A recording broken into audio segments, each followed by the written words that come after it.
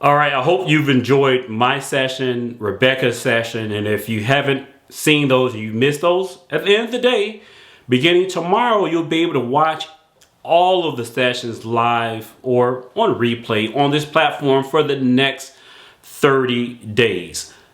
Joe Onisick is up next talking about data gravity. Joe is the co-founder of Transformational Continuum, where they help sales teams and organizations make that transformation into selling in this new environment, this new digital environment. Check them out, transformationalcontinuum.com. Joe is about to speak on data gravity. This was a popular request amongst you.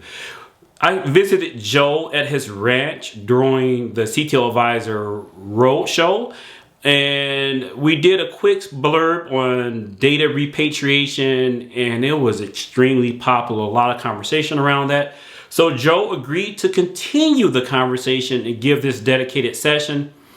I know he's known as a internet curmudgeon, but he is a wonderful presenter. I think you'll enjoy it. Make sure you add him in the chat session. He's there hanging out, listening. This may be your only opportunity to talk to Joe online until he goes back into his hobbit hole there on the border of Wyoming and Montana. Let's get started. Take it away, Joe. Hello and welcome to this session, Data Gravity, Reaching Escape Velocity.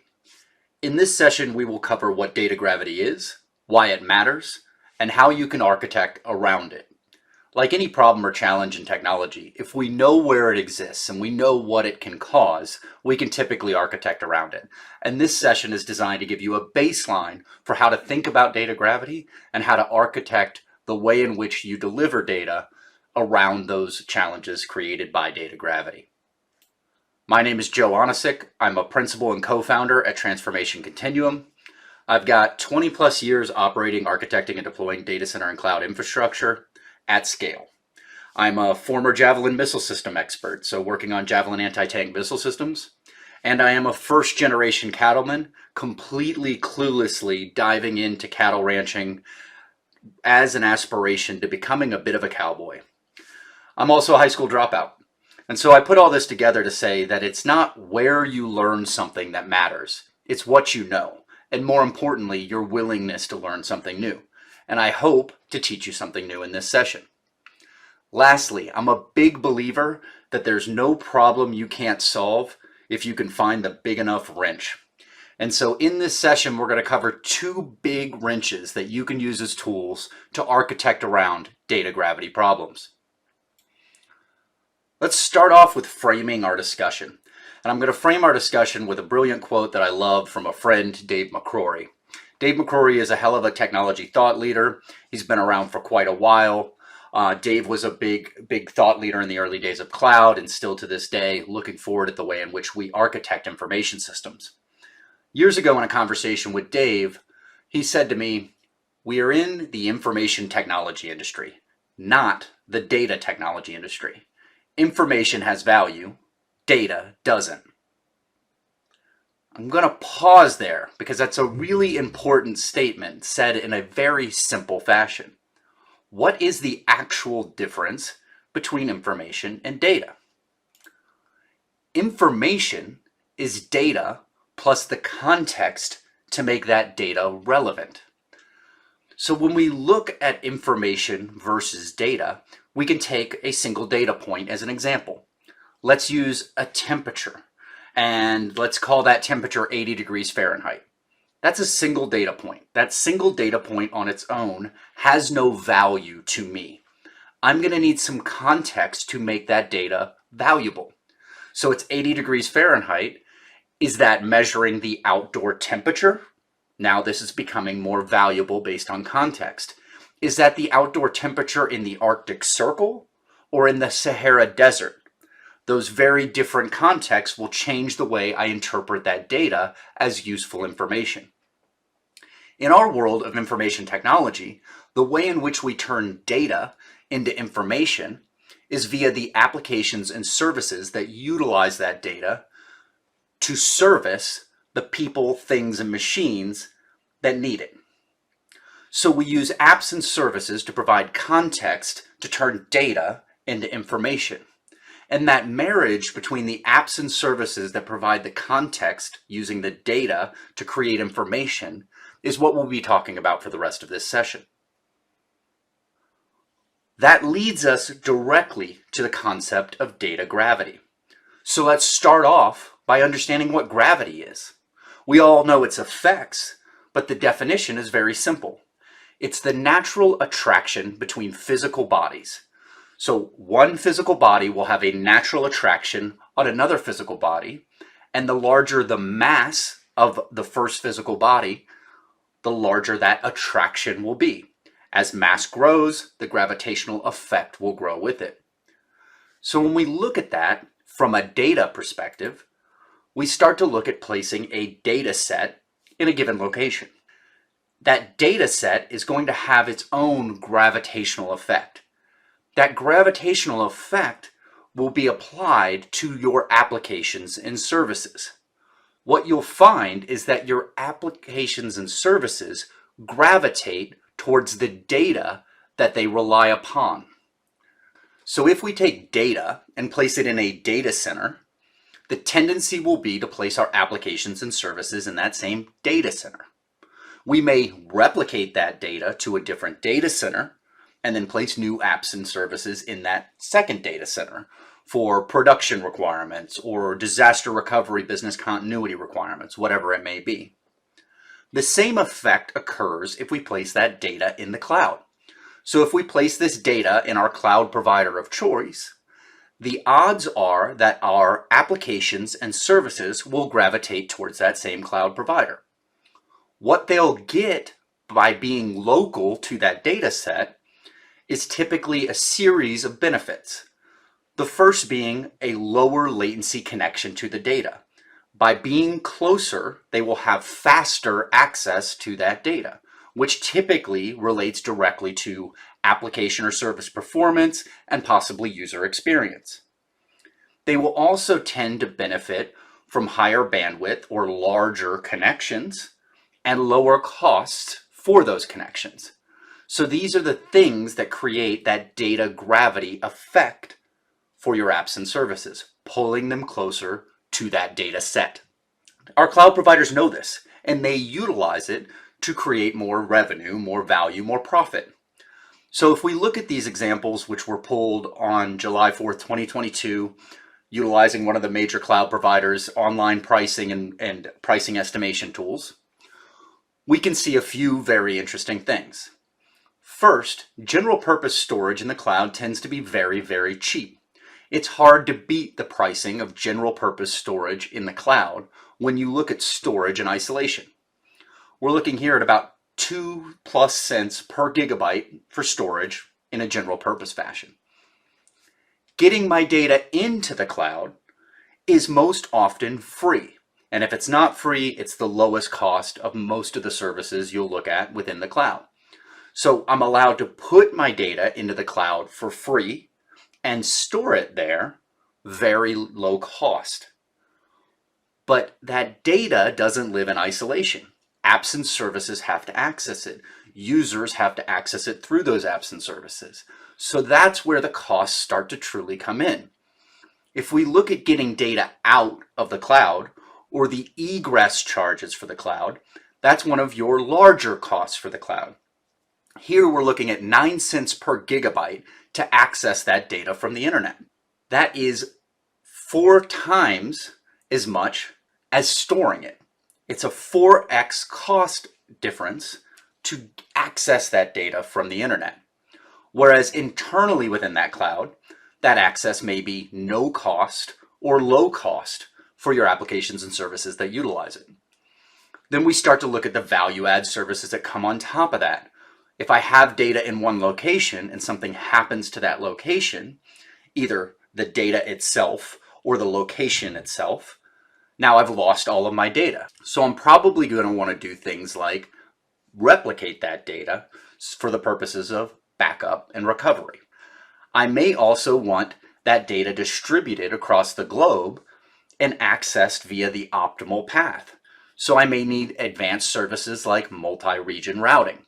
If my data is stored in a private data center or co-location, those are my responsibility. If my data is stored in the cloud, the chances are I'll need to or want to rely on their resources and services to do that routing to the data. And again, at an additional cost. So if we look at the basic pricing example on the right, what we'll see is that storing the data tends to be about half the cost of using the data or accessing it once it's stored. So the cloud provider is incentivizing you to get your data into the cloud because they're going to charge you to use that data. And this is an important factor to understand. It's neither bad nor good. It's just important to know that this is how it's working and one of the ways that they drive additional revenue, additional costs within the cloud. Now, why does all of this matter to you? Why data gravity matters? First, it can affect my operational flexibility. When I look at the effects of data gravity, as my data set grows in a given environment, private or public, the tendency to place applications and services close to it will grow with the size of that data, much like gravity grows with the size of the mass. So my operational flexibility is affected because now my decision of where to place an app or service is going to be heavily dictated by where my data exists. So if I have one app and some data, and I'm choosing where to put that app and data, I have all the options on the table. But if I've already built 500 apps and terabytes of data in a given location, the tendency will be to need to place the next app, service, or data in that same location. So I'm reducing my choice by increasing the pro and con of where I place that data, minimizing my flexibility, or at least reducing my operational flexibility, my operational choice. I also have to worry about feature and service availability in the given location.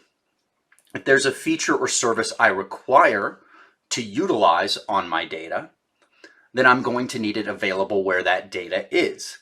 So if I start to build large data sets in location A and location A doesn't have the new feature or service that I require, now I have to figure out, am I going to have that feature or service access it externally and incur those additional costs?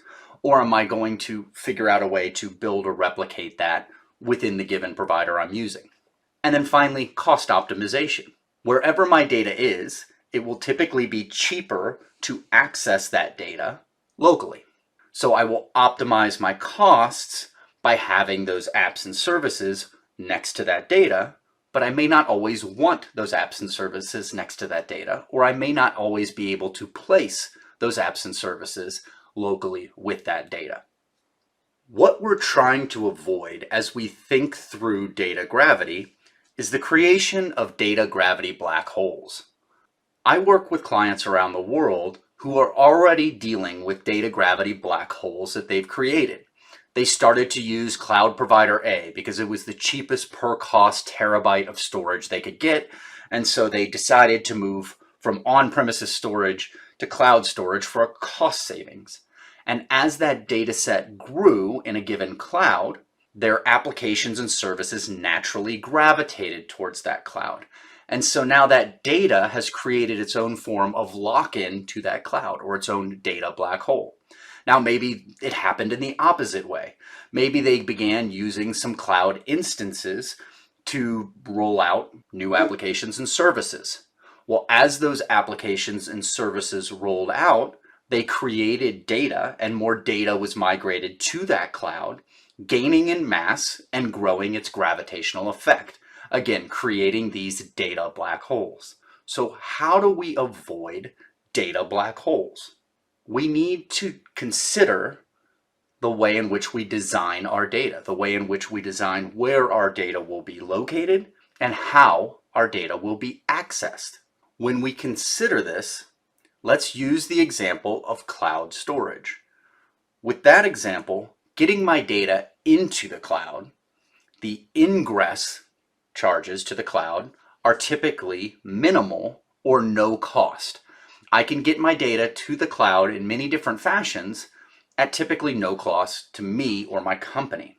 Now, when I want to start accessing that data, either via another region in the same cloud or via the internet, I'm going to start to incur egress costs or costs for accessing that data externally. Two things increase as I do this. The first will be cost, how much I'm paying to access that data, and the second will be latency, the speed at which I can access that data. The further away from the data I get, the higher the latency or lower the speed of access will be. And again, this typically will have a direct effect on things like performance and user experience.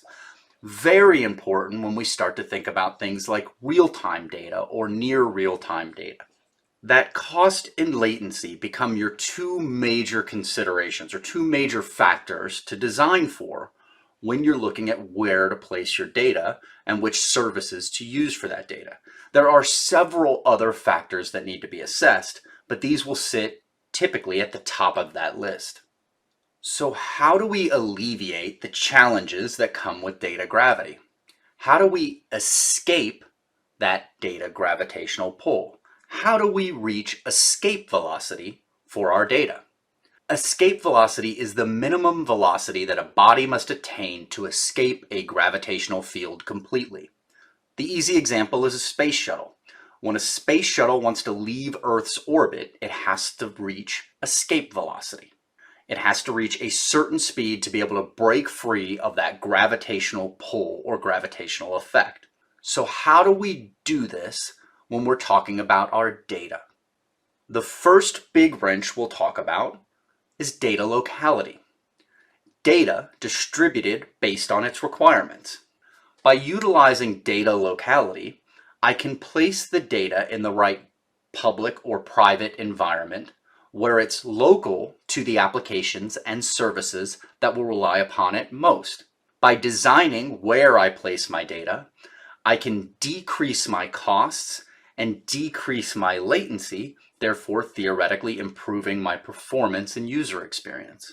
By designing my data to sit resident with its apps and services, I can improve the way in which I operate with that data.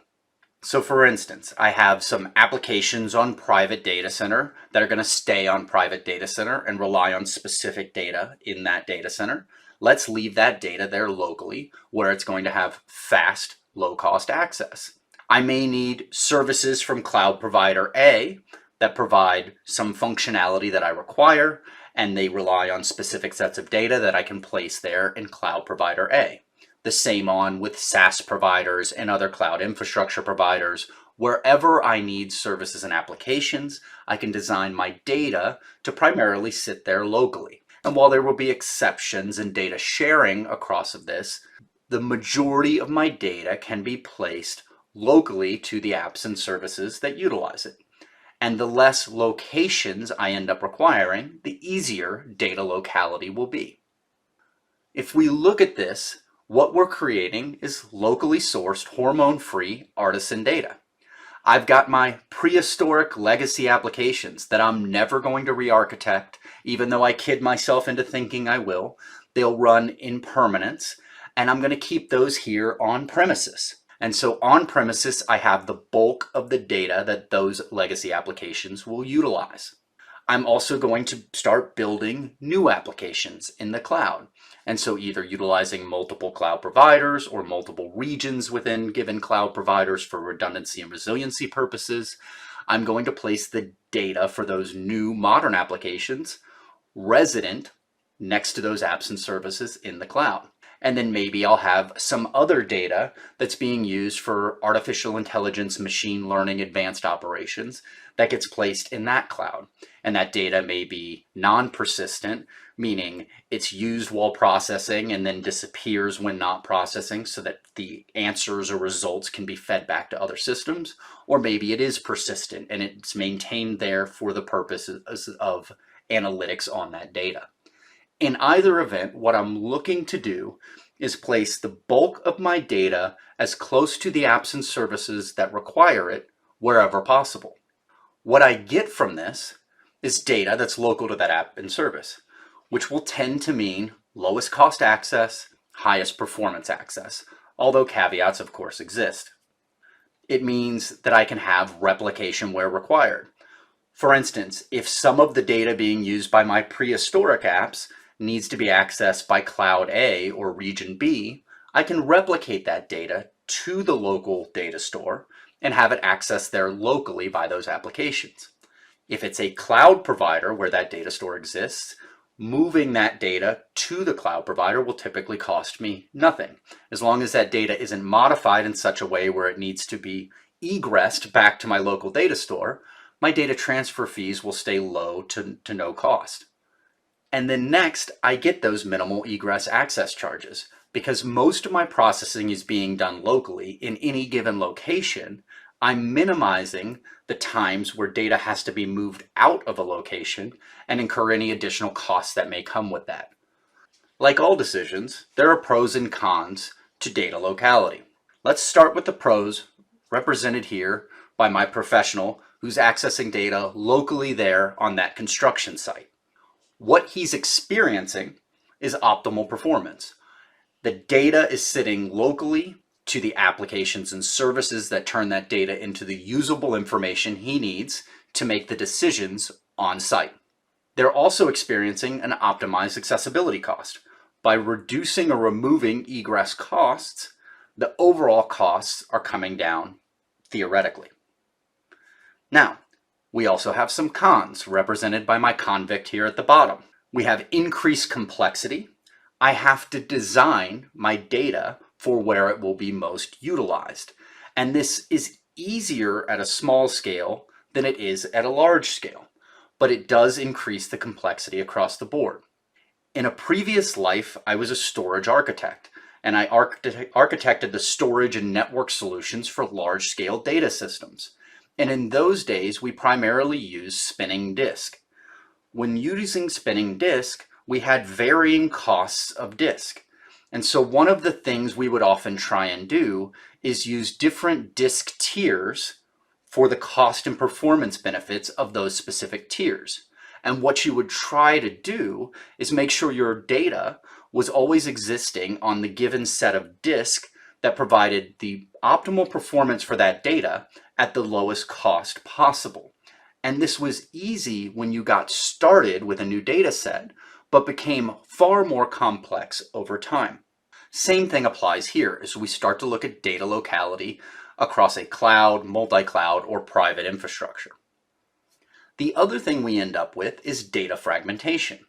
And so data fragmentation on its own is not necessarily a good or a bad thing, but it's definitely a consideration to think through. Oftentimes, we'll need access to that data for multiple purposes.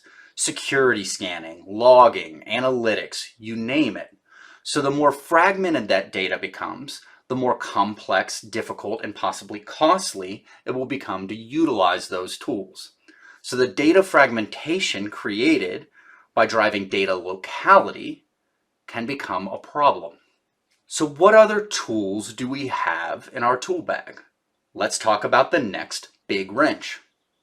The next big wrench is data neutrality. Data maintained in mutually accessible locations, a neutral location or demilitarized zone, DMZ, for data, represented here by the DMZ on the border of South and North Korea. When we look at data neutrality, what we're trying to do is place the bulk of our data in a location that has the performance requirements for our data access at the lowest possible cost, regardless of where this is being accessed from. So for instance, if this data is being stored on private infrastructure, typically my bandwidth to the internet is already paid for. I'm paying for access to a pipe of a certain size at a certain latency. So the data ingress and egress charges aren't specific to the amount of data I'm moving. They're already included in the costs I'm looking at. So therefore, we're negating a lot of the egress charges or reducing the egress charges in some cases. By creating data DMZs, we can create a single data store that allows us to access that data from anywhere without additional or excessive costs. What this becomes is a concentrated animal feeding operation for our data, or a factory farm for our data. So what we can see here is I'm utilizing private infrastructure, either a data center I owned or a co-location I lease, to hold the bulk of my data. That data is then made accessible to the various cloud infrastructure and cloud software that I utilize to run my IT operation. So one local data store or set of data stores accessible by all of the different applications and services wherever they live. Now, what I'll need to do is ensure that I'm getting the optimal performance and latency requirements to be able to do this. And that's possible both in private infrastructure and in co-location infrastructure. This isn't necessarily going to mean all of my data is going to sit locally or sit in that neutral zone. There may be instances where I also have some data somewhere else. And in this graphic, we're representing that with some non-persistent data being used for artificial intelligence or machine learning processing in a cloud that's providing those services. What I get out of this is centralized data store in a neutral location or data DMZ. One location free of fragments for the most part. I get high performance connections if I properly design for this. So the ability to do that is going to be dictated both on the data center I have, the service provider I use, and the physical locality I have to the resources that need to access this. For instance, if I'm using cloud provider A and the data center I'm utilizing, whether my own or a co-location lease, is physically located near a cloud on-ramp for that provider, I'm going to get latency, performance, and bandwidth that's comparable to being directly inside that cloud. So that's an important thing to design for and consider as you're looking at this. If your data center sits in the middle of nowhere and you're utilizing this concept of a data DMZ in that data center, all of your connections will experience a higher level of latency. And the other advantage I get here is minimal egress access, which is similar to the data locality. I'm minimizing the overall egress charges because what I'm typically doing is using data ingress to get the data from my local neutral data store to the given apps and services residing in other data centers or cloud environments. When we look at data neutrality, we're also looking at some pros and cons. My pros are represented by my professional here at the top. She's experiencing normalized performance because I've used a data DMZ or utilized data neutrality to provide consistent access from a central data store to all of the various environments where my apps and services that rely upon it reside. We've also eliminated the access costs that come from egress charges and the various services that assist in data egress, or at least minimize those overall costs. But again, we have some cons, and those are represented here by my convict. We have some performance considerations. I will probably get the best performance by having the data accessed locally. So if I'm using a data neutral DMZ, now I may have some slightly increased performance for all of my access, but that will again be normalized performance, which is easier to predict and easier to architect for. So it's kind of a two-sided coin. And I also have some major design requirements. Where can I place this data? Where will I get the appropriate cost and performance metrics to deliver this data to my applications and services wherever they may reside? So this can create some lock-in represented by these handcuffs locking me to that local data store, very similar to the lock-in I may get if I place everything in a given cloud. So again, that data gravity effect will be created as I use data neutrality, but that data gravity effect will be created in a location where I'm not incurring additional costs and charges for accessing that data from a separate location, as I would in a public cloud environment. The important thing to remember here is that data locality and data neutrality are not mutually exclusive options. We don't have to look at this as either or. We can look at this as and. I'm not a fan of compromise. In fact, I hate compromise. I'm an and guy. Why choose between cake and pie when I can simply have both? So how do we look at data locality and data neutrality in a both system? The and approach. The and approach starts with a foundation of private data center or co-location utilized as a data DMZ. So what we can see in the bottom of this graphic is 3 connected data centers being utilized for data replication, providing business continuity and disaster recovery for that data, as a central data store in a neutral location or data DMZ. This will be the bulk of my data in the and approach.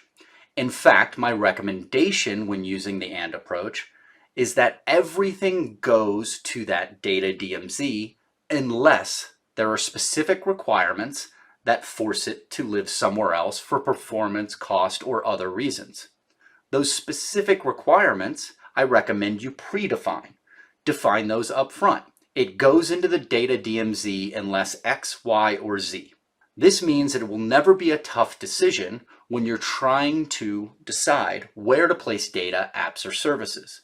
And the point of this is that you always want the bulk of your data to exist in these neutral locations or data DMZs, which can be private data center that you own or private data center co-location that you lease. From here, we utilize data locality on top of this data neutrality foundation that we've built. So we can then have specific data sets, smaller data sets, that exist within the given environments, both private, public, infrastructure as a service, and SaaS, that we utilize to deliver technology. So I've got the bulk of my data in my co-location or private DC data DMZ, and then where I need specific data for specific application and service processing, I can have that data reside locally. That data may be non-persistent, meaning it changes and is never really stored, or persistent, where it's kept and replicated and backed up like we traditionally think of as data. But in either event, what I'm trying to do is minimize the fragmentation where I'm putting data in different locations, but still utilizing that data locality to get the performance and cost metrics I need for specific applications and services. This becomes extremely applicable when we think about 2 things that are very common in the IT world today. The first is going to be real-time or near real-time processing. Anytime I need real-time or close processing, I'm going to need that data very accessible. And we need to remember that even the fastest links on Earth are still bound by the limits of physics. The fastest we can move data is going to be the speed of light plus the serialization and deserialization time to get that light off the wire and into the system. So the further away we are from our data, the more latency we induce, or the slower that access becomes, meaning we quickly negate the ability to really do real-time or near real-time. So in those instances, I will want that data very close.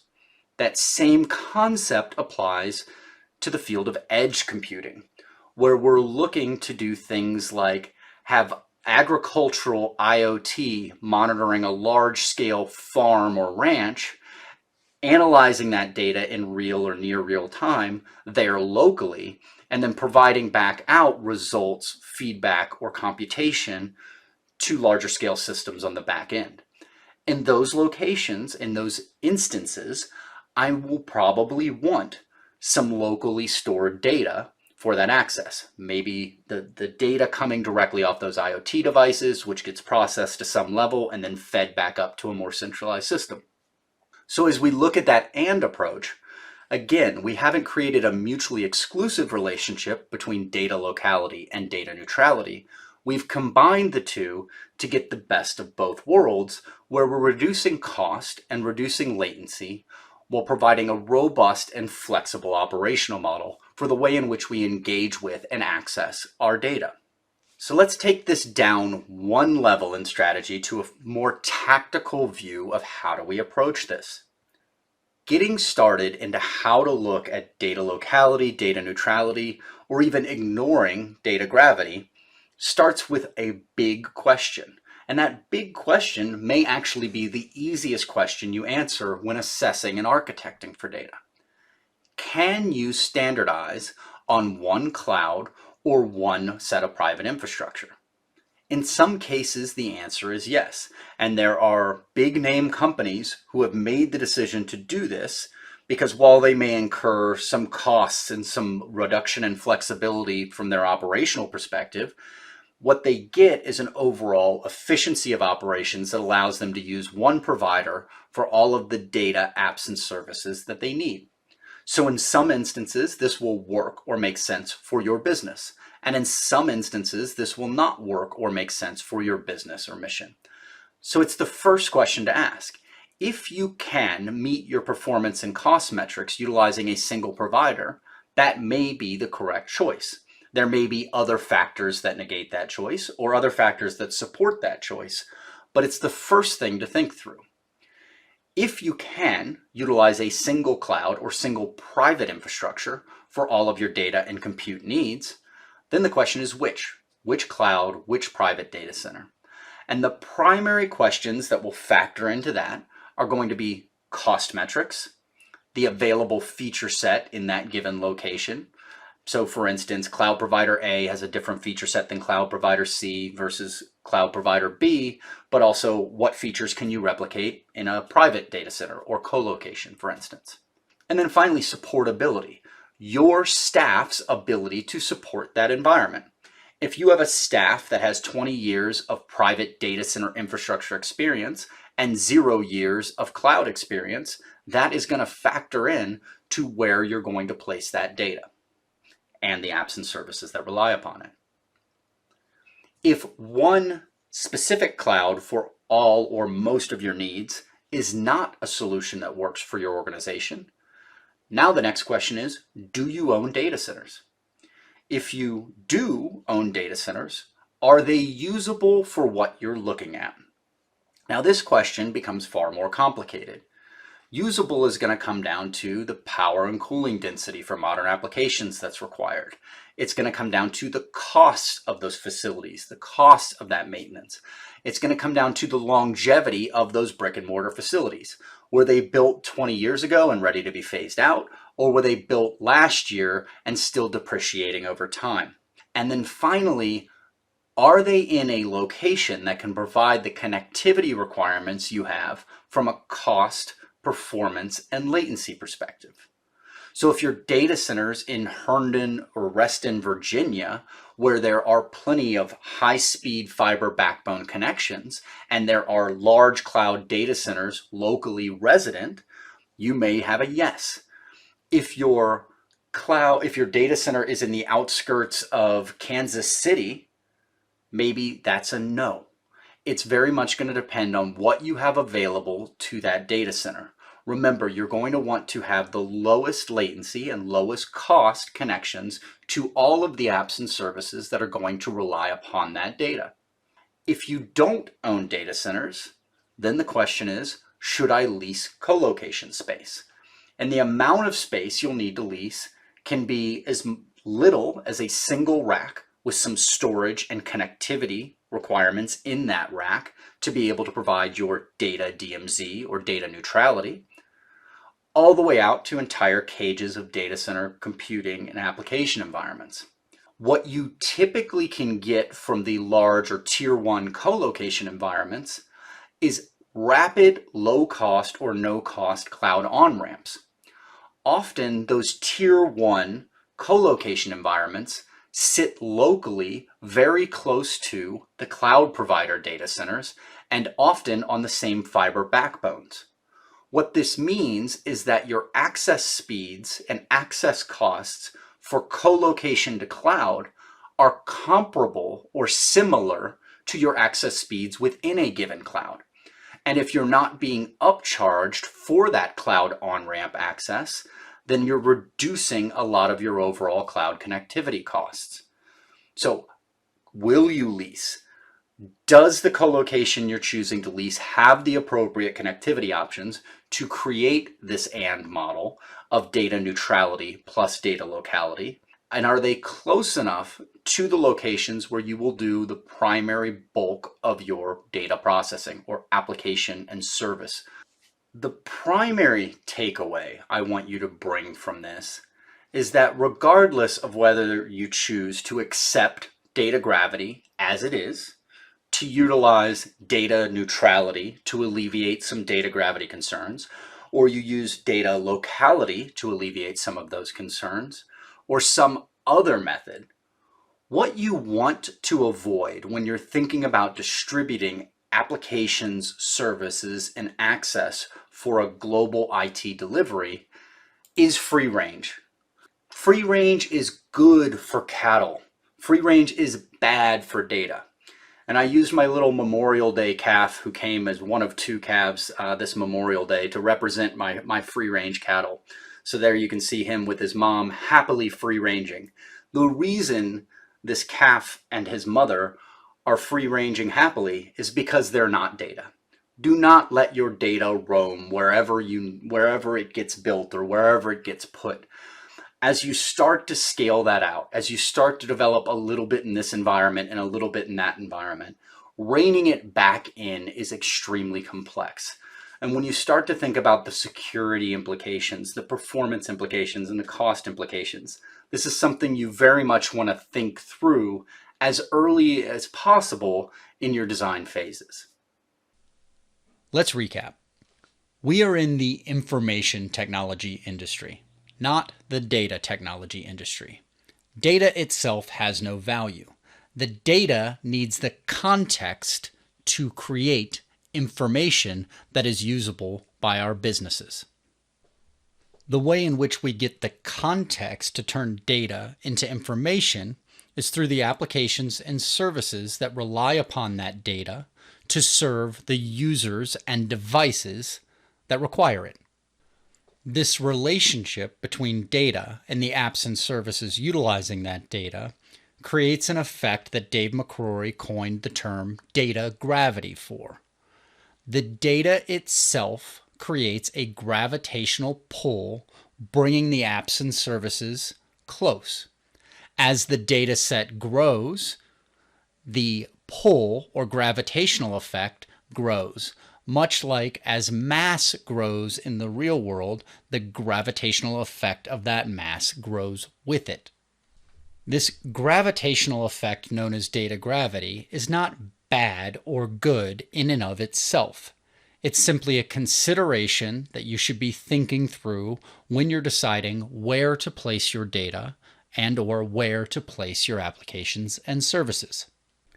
If utilizing a single provider, public cloud or private infrastructure provider, for all of your data and application service needs, or at least most of your data and application and services needs, will work for your business or mission, then you don't need to worry much about data gravity. Simply be aware of its existence. For most of us, that will not be an option, as we live in a very multi-cloud world that's being further distributed by the idea of edge computing. We discussed two tools, or big wrenches as I described them. The first was data locality, placing the right data in the right location based on the requirements of the apps and services acting upon that data. And the second was data neutrality, utilizing a neutral location or data demilitarized zone, DMZ, to place the bulk of your data, therefore normalizing access and reducing costs by the apps and services regardless of where they reside. Finally, we discussed the AND method, utilizing data neutrality as a foundational element to store the majority of your data, reducing costs through things like egress charges from the cloud, and using data locality to further benefit that by placing specific data near the applications and services that may utilize it. An example of that may be local storage for 90% and utilizing cloud storage next to cloud services that are providing AI and ML use cases. And lastly, we walked through a simple set of decisions that can get you started along the path of understanding where you can place your data for your organization's specific requirements. While that is very much not a comprehensive list, it helps to get the thought process started as the first step in looking at where you place your data. Again, my name is Joe Onisick. I am a principal with Transformation Continuum. You can contact me at joe@transformationcontinuum.com. If I've done my job right, you won't find me on social media, but I'd be happy to answer any questions, comments, concerns, or general hate via email. Thank you very much. I hope this was a great use of your time.